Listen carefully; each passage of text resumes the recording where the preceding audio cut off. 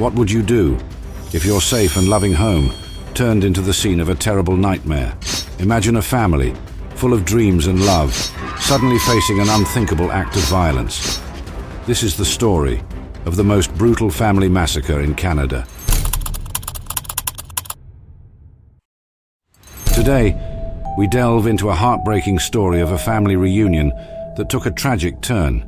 This is the tale of a family's dream for a better life, ending in a devastating loss. Let us explore this sorrowful event that shook a community and questioned the essence of hospitality. Imagine a family separated by distance for years, finally coming together with hopes and dreams of a bright future. They were filled with joy, looking forward to a new beginning in a land full of opportunities. However, their dreams were crushed by a tragic event that no one could have foreseen. In the peaceful suburb of Barrhaven, Ottawa, a shocking discovery was made late Wednesday night. Police found 6 people dead in a house, including 35-year-old Darani Dilantha Ekanayake and her 4 young children. This tragedy struck a family that had recently reunited in Canada, carrying dreams of a brighter future. Their story began in Sri Lanka, where Danushka Wickramasinghe decided to move to Canada in July 2021. He aimed to pursue higher education and build a better life for his family. With determination and hope, Danushka started a cleaning company, working tirelessly to establish himself in his new country. After years of hard work, his efforts paid off, and he was finally able to bring his wife, Darani, and their 3 children to join him last summer. The family's reunion in Canada was filled with joy and anticipation. They were excited about the opportunities that awaited them in their new home. Soon after their arrival, they welcomed a new addition to their family, a baby girl named Kelly. The future seemed promising, and their happiness appeared to be complete. However, their journey took a tragic turn. The dreams they had built, the efforts they had put into creating a new life, were all shattered on that fateful night. The loss of Darani, their children, and the newborn baby girl left the community in shock and mourning. The peaceful life they had hoped for was tragically shattered on March 6, 2024. What was once a home filled with laughter and dreams became a scene of unimaginable horror. On that fateful night, the quiet suburb of Barrhaven was forever changed. Danushka Wickramasinghe, who had worked so hard to build a new life for his family, sustained serious injuries. His wife, Darani Dilantha Ekanayake, their 4 young children, and a family friend, Gamini Amaran, were brutally murdered. This horrific event, marked by such senseless violence, stands as the worst mass killing in Ottawa's history. The Wickramasinghe family had come to Canada with hopes and dreams, seeking a better future in a land of opportunities. Their home, once a place of joy and new beginnings, was turned into a scene of terror and loss. The tragic deaths of Darani, her children and Gamini left the community in deep shock and mourning. Neighbors and friends remember the family as kind and hopeful, always striving for a better life. The children were full of life, and their laughter often filled the neighborhood. The community's sense of safety was deeply shaken by this tragedy, raising questions about the nature of security and the essence of hospitality. The perpetrator behind this horrific crime was Febrio Deoa, a 19-year-old Sri Lankan national. Febrio had been living with the Wickramasinghe family after being evicted from his previous accommodation. In an act of kindness, Danushka Wickramasinghe had offered him a place to stay, never imagining that this generosity would lead to such a tragic outcome. Febrio, who seemed like a young man in need of help, was welcomed into the Wickramasinghe home. Danushka and his family saw it as an opportunity to help someone from their homeland, reflecting their compassionate and hospitable nature. However, on that fateful night, this act of kindness turned into an unimaginable betrayal. On March 6, 2024, Danushka discovered Febrio in their home, armed with a knife. In a desperate attempt to protect his family, Danushka confronted Febrio. The confrontation quickly escalated, and Febrio attacked Danushka. Despite his efforts to defend his loved ones, Danushka was overpowered and seriously injured. The brutal violence that ensued led to the tragic deaths of Darani Dilantha Ekanayake, their 4 young children, and family friend Gamini Amaran. The community was left reeling from the shock and horror of the crime. Febrio Deoa was subsequently arrested and charged with 6 counts of first-degree murder and 1 count of attempted murder. The charges reflect the severity and premeditated nature of the crime, highlighting the profound betrayal of the Wickramasinghe family's trust and generosity. The case against Febrio has brought to light the complexities of trust and the unforeseen dangers that can arise even in the most hospitable of environments. The community grapples with the senselessness of the violence, mourning the loss of innocent lives and questioning how such a tragedy could have been prevented. The loss of the Wickramasinghe family sent shockwaves through the entire community. This once close-knit, peaceful neighborhood in Ottawa was now overshadowed by grief and disbelief. Danushka's wife, Darani, had been a former student and teacher, deeply cherished by her family and friends. Her sudden and tragic death left a void that words could hardly describe. Darani's mother, still living in Sri Lanka, had a premonition of impending doom during their last conversation. Thousands of miles away, she sensed something was amiss with her daughter. When the tragic news reached her, it was the confirmation of her worst fears.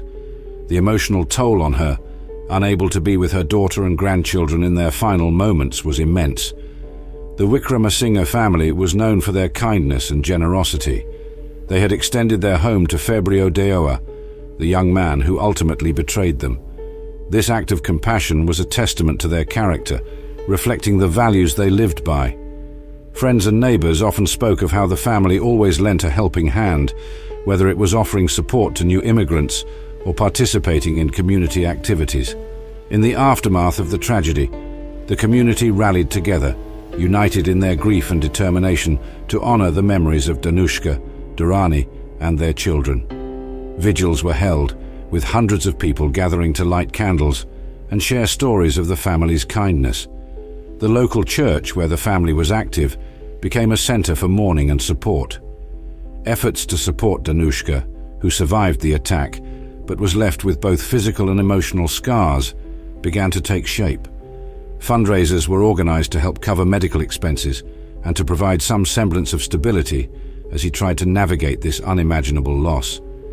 The schools the children attended also paid tribute, setting up memorials and providing counseling services for students and staff.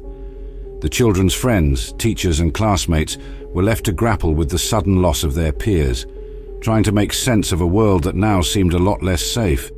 This devastating event has forever changed the community. It has brought people closer together, forging bonds through shared grief and a collective desire to prevent such tragedies in the future.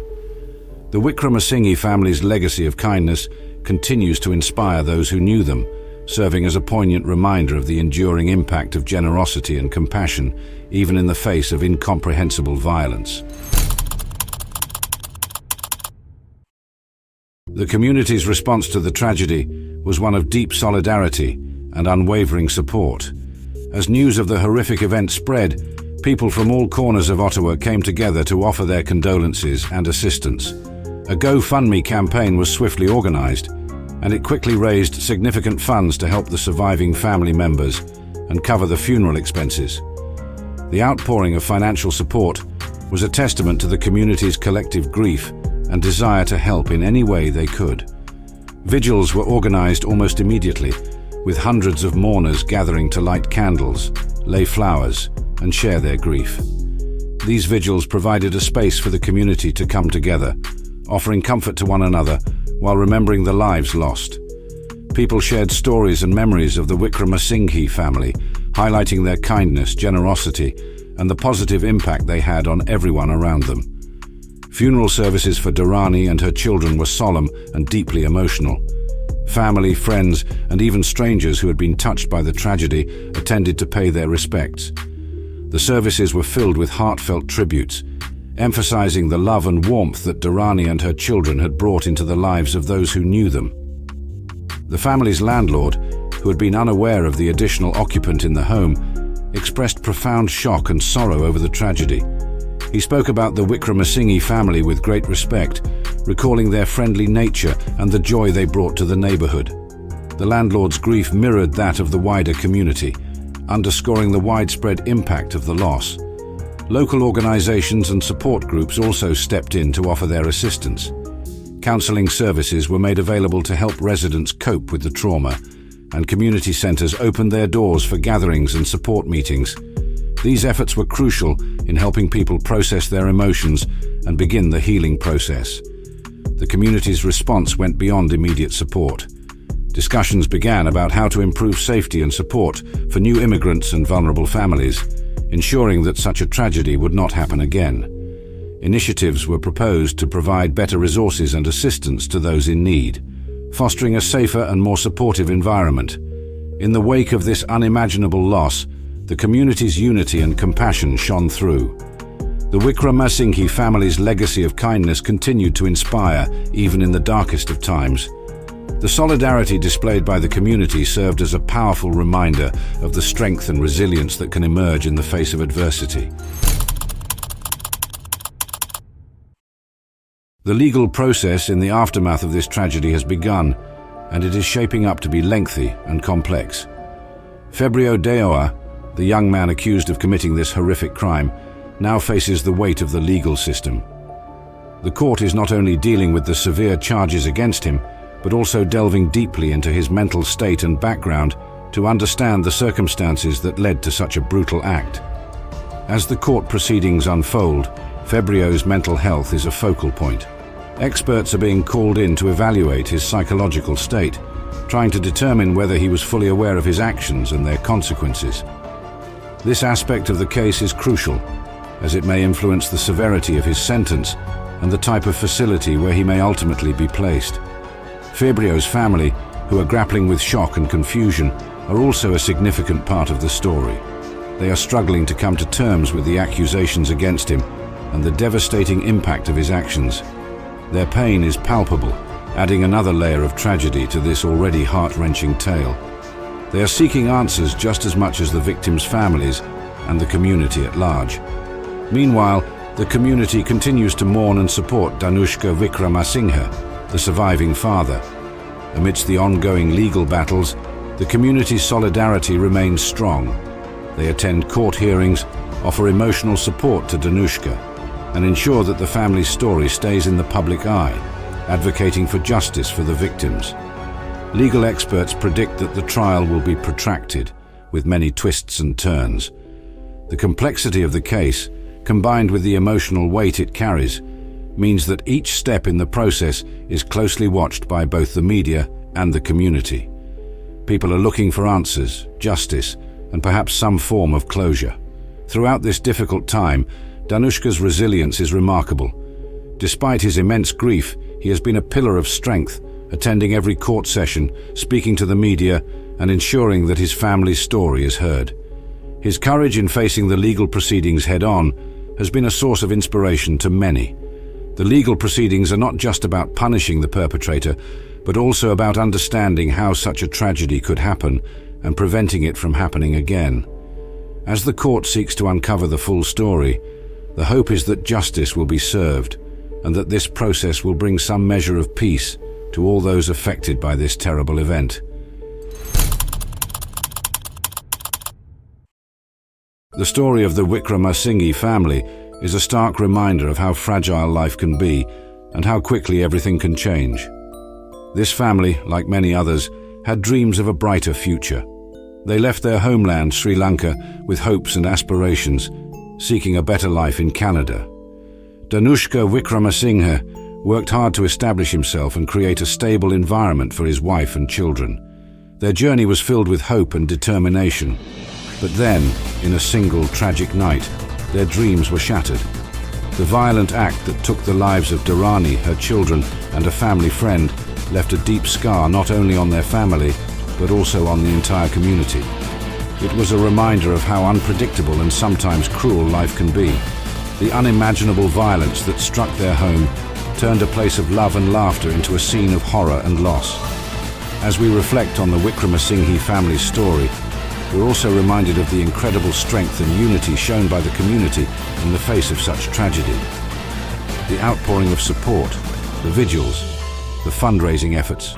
All these acts of kindness highlight the power of compassion and solidarity. In times of immense grief, the community came together to support Danushka, showing that even in the darkest times, humanity can shine brightly. This story teaches us about the importance of empathy and kindness. It reminds us to cherish our loved ones and to offer help to those in need. The Wickramasinghe family's legacy is not just one of tragedy, but also one of the community's resilience and the collective effort to find healing and justice. As we remember this family, let us honor their memory by fostering a spirit of compassion and understanding in our own lives. Their story is a call to be vigilant and supportive of one another, to build stronger, more caring communities. Through their loss, we learn the value of standing together, helping one another, and striving to create a world where such tragedies become less likely. In conclusion, the Wickramasinghe family's dream was cut short by an unimaginable act of violence, but their legacy lives on through the community's response and the lessons we take from their story. Let us remember them by continuing to support those around us, embracing compassion, and working towards a future where kindness prevails.